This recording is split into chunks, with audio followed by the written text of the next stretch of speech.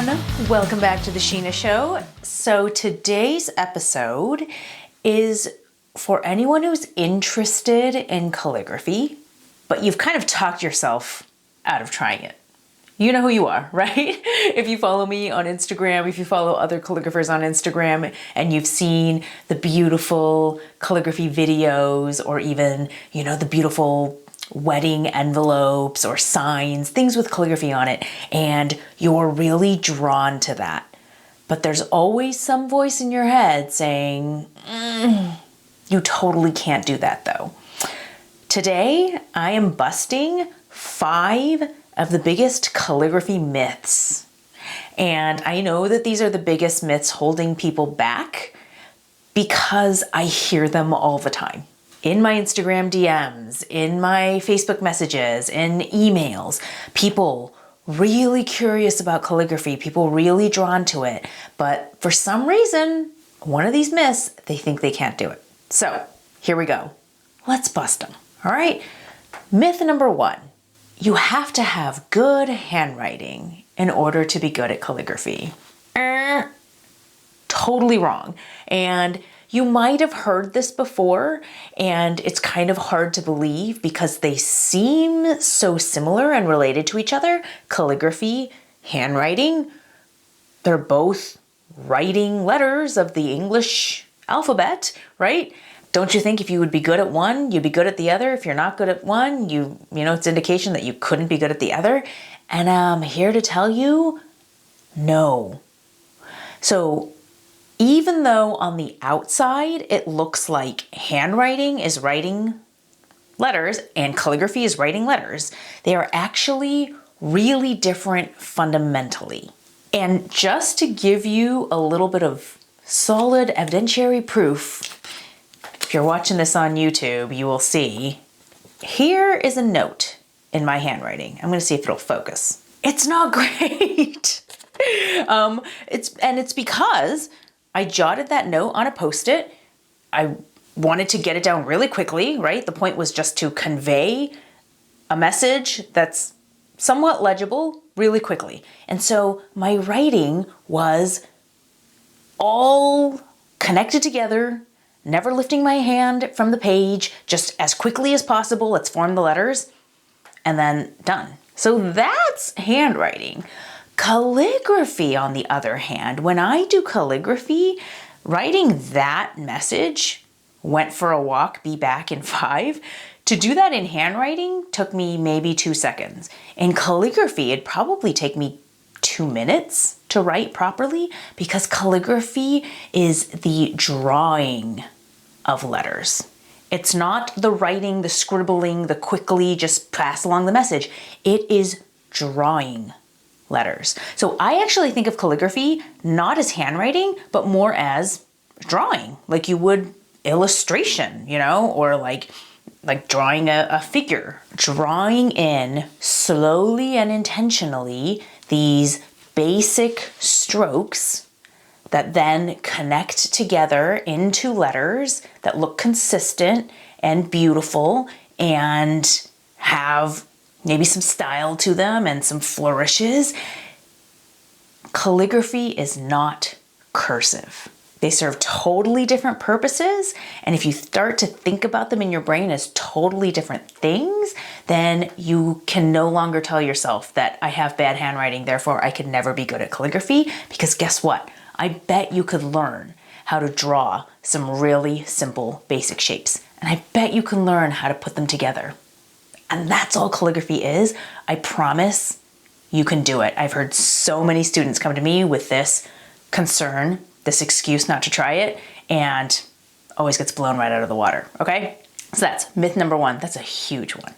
Okay, let's go on to myth number 2. That calligraphy is just kind of old-fashioned and super intimidating. It's this old, creaky art, maybe done by mostly old white men in, medieval hats and robes. Maybe they live in a monastery or some sort of church, right? And they're just making these little ancient records, and I could never do that. That sounds super intimidating. That's not really an art form that speaks to me. But that's totally a myth today, right? Because if you are following me on Instagram at all, if you are seeing other calligraphers work on Instagram, like, you know that calligraphy is no longer just this. This, by the way, is an actual feather quill that a lovely follower actually of my YouTube channel created and gave to me. And I was like, damn, this is awesome. But this is just one tiny part of the world of calligraphy. Some people still do calligraphy with, feather quills, handmade inks, and vintage nibs, right? And just kind of really that old way. Then there's a more modern way of doing calligraphy where you can start with a pencil, not even a fancy pencil, just a simple number 2 pencil. And you can learn how to do amazing calligraphy with that. You can do calligraphy with a marker, a Crayola marker, actually. There's a whole set of teachings just using Crayola markers, or you can use brush markers, right? Which are so much more approachable. And then you can work up, right? If you want to dive into more of using like ink and dipping something into it, there are dip pens. If you don't want to deal with the ink, there are some fountain pens out there with a flexible nib. The point is that calligraphy is no longer this really inaccessible, old-fashioned art form. It has modernized and really grown with the times. And that's why a lot of people do modern calligraphy, which is actually much more free and expressive. Because let's get into myth number 3. They kind of blend together a little bit, but myth number 3 is that it takes years of faithful, diligent practice to get good at calligraphy. And I'm gonna bust that one as well, because I started my calligraphy business, Crooked Calligraphy, within 3 months of first picking up a pen and nib. I think the difference here, right, is good at calligraphy. What does that mean? And I think that these days it can really mean different things to different people. So let me explain with going back to that kind of like medieval times example. Back then, calligraphy was really for recording important things, for actually writing books because they didn't have printing presses, for keeping, birth records. And probably in order to do that kind of calligraphy where it has to be very precise and legible and small and, consistent, maybe it did take years of practice to really get, to master really, really good at it. Even, medieval time, I'm not a historian here. So when I say medieval times, it's kind of like a general way back when era. But even, closer, actually, even in modern times, right? Even right now, there are certain kinds of calligraphy that I do think it takes really years to get good enough at. For example, there are calligraphers hired by cities and municipalities to actually fill out legal certificates and important documents like, marriage licenses and, congratulatory, honorary degree, stuff like that, right? There are calligraphers that are hired by the White House, right? Most people know about that. So to do that level of good at calligraphy, yeah, you probably do need to practice for years in order to get, right, to that level. But I'm telling you, good for anyone else, good for me, was 2 or 3 months of practice. Good, right? If you want to just, for example, spruce up your file folders, make cards for your loved ones, create some fun place cards for your next dinner party, to get good enough to do that kind of calligraphy, no way does it take years of practice. You can get that good in 2 months or less. You know how I know? I've seen hundreds and thousands of students do it. Not hundreds of thousands, but thousands. So I've seen thousands of students get good at calligraphy in 2 months. My Modern Calligraphy 101 beginner course is an 8-week curriculum. And I structured it that way on purpose because if you practice effectively and efficiently, it doesn't take years and years and years to get good enough. Of course, you can spend years refining your calligraphy and coming up with different styles and just getting better and better, which I've done, and that's super fun. But to get good enough just to use calligraphy as a joyful part of your life and even to start selling your calligraphy doesn't take years. It takes months, very few months, actually. Let's get into myth number 4. So myth number 4 is kind of a special subset of all we've been talking about, and it's that left-handed people can't do calligraphy.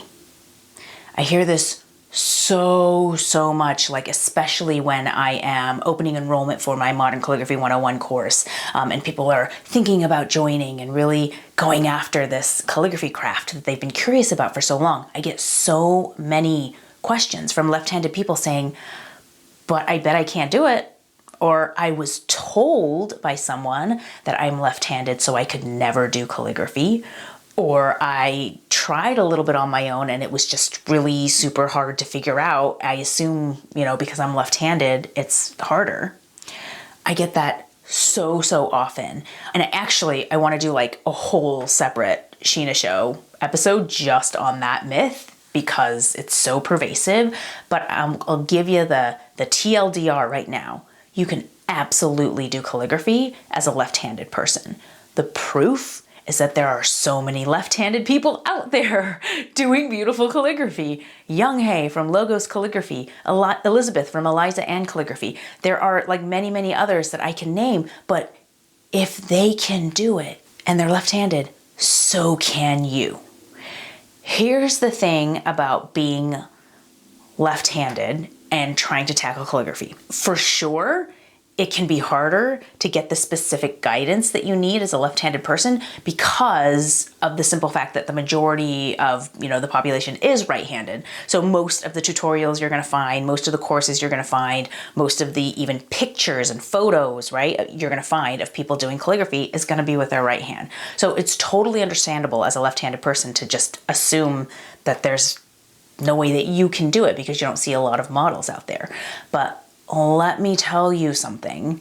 Calligraphy, pointed pen calligraphy, it's hard for everyone to figure out at first. It's totally doable, but there's a bit of a learning curve.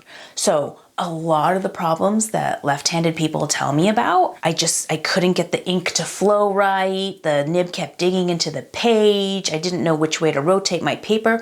All of those problems, they actually tend to be like general problems that everybody has, left-handed or right-handed, when going into calligraphy. So it's sometimes easy when you have that kind of, something that the majority of the population doesn't have. It's easy to attribute struggles to that, but actually they're just, everybody struggles with pointed pen calligraphy in the beginning. Point number 2 is that you can totally do calligraphy as a left-handed person, and the left-handed specific struggles, like my hand is smudging the ink, or I don't know which way to face, or I don't know which way to kind of like grip the pen or which tool to use that would suit left-handed, people better. Totally legit questions, and if you get the right answers to that, you can totally do calligraphy. There's just a little bit more figuring out as a left-handed person what tool works best for you, straight versus oblique, and then what position works best for you. How much to turn your paper, how you're going to be sitting at the table, that kind of stuff.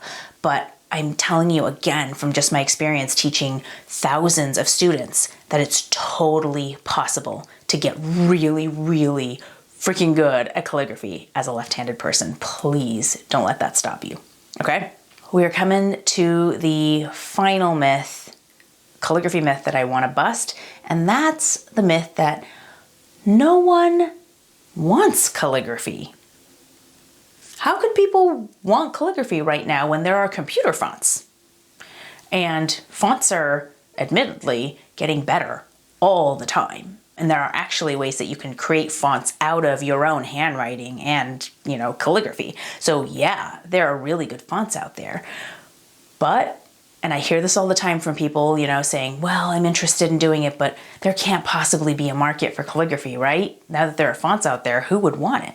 I'm telling you, this is a myth. And again, the proof is that there are new calligraphers coming into the market all the time, selling their work and finding customers and seeing success with selling their calligraphy. So that means that there is a demand for calligraphy, even if there are fonts out there. Because guess what? This type of demand and the size of the demand has just shifted. Let's go back to those medieval times, right?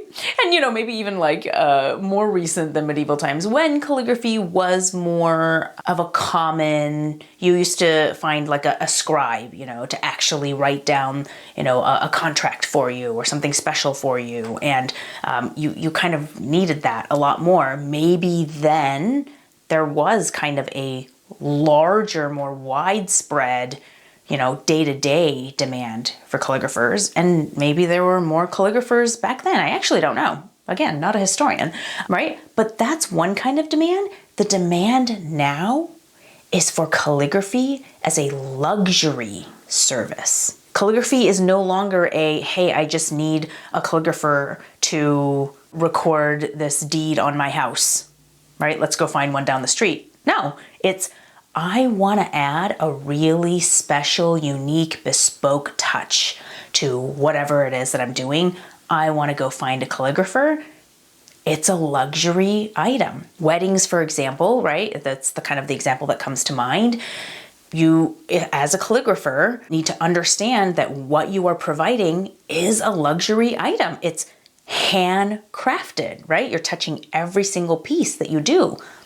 Of course, that's going to be a type of service that comes with a higher price tag. So the prevalence of computer fonts, right? I actually think that there is more demand for calligraphy because they are not computer fonts. We see computers and screens and generated fonts all the time, all around us, everywhere. So that when you get something in the mail that you can tell has been written by a human hand, that has the raised ink on it from ink actually being laid down, it carries meaning and weight. And there are people out there who value it and will pay for it. Again, the proof is that there are so many new calligraphers entering the market all the time. I hope that kind of helps you shift your mindset a little bit, because look, when you want to go pursue something that really sparks your interest, but that maybe scares you a little bit because you're putting yourself out there, you might fail. You're investing money. You're maybe wanting to make a big life shift and you hope this is it. Whenever there's something on the line, your brain will always come up with reasons not to do it. Your brain is just trying to keep you safe.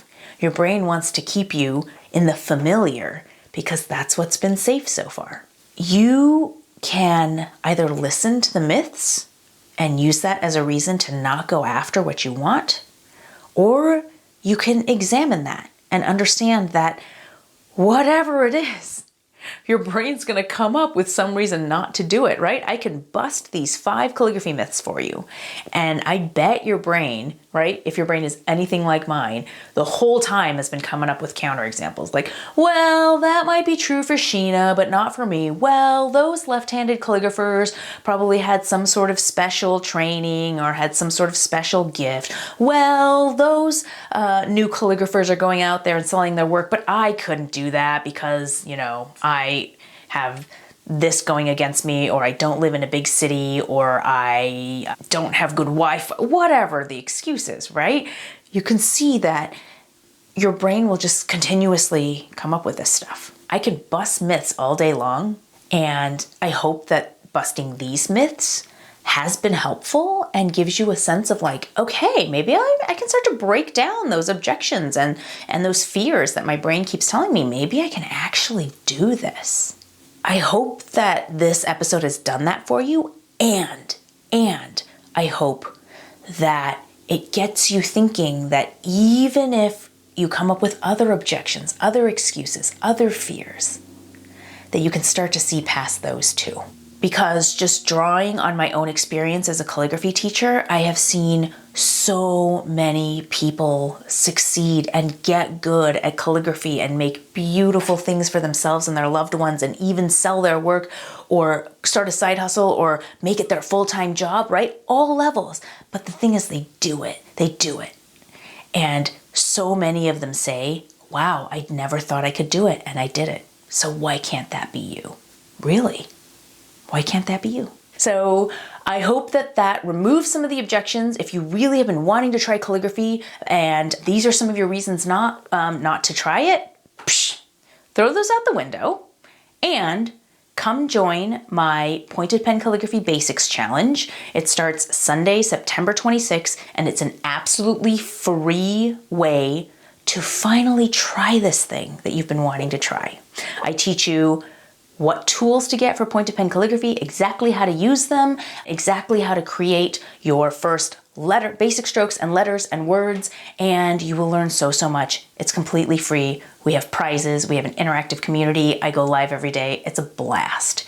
And it removes yet one more excuse for finally starting this thing that you've been wanting to start. Sign up for that at crookedcalligraphy.com/basics, crookedcalligraphy.com/basics.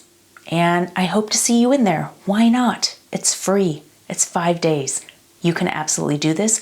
You'd be surprised at how much you can learn and actually do. And that will blow your own mind. And isn't that the most awesome thing?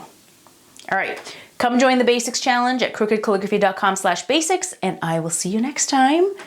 Stay on that crooked creative path.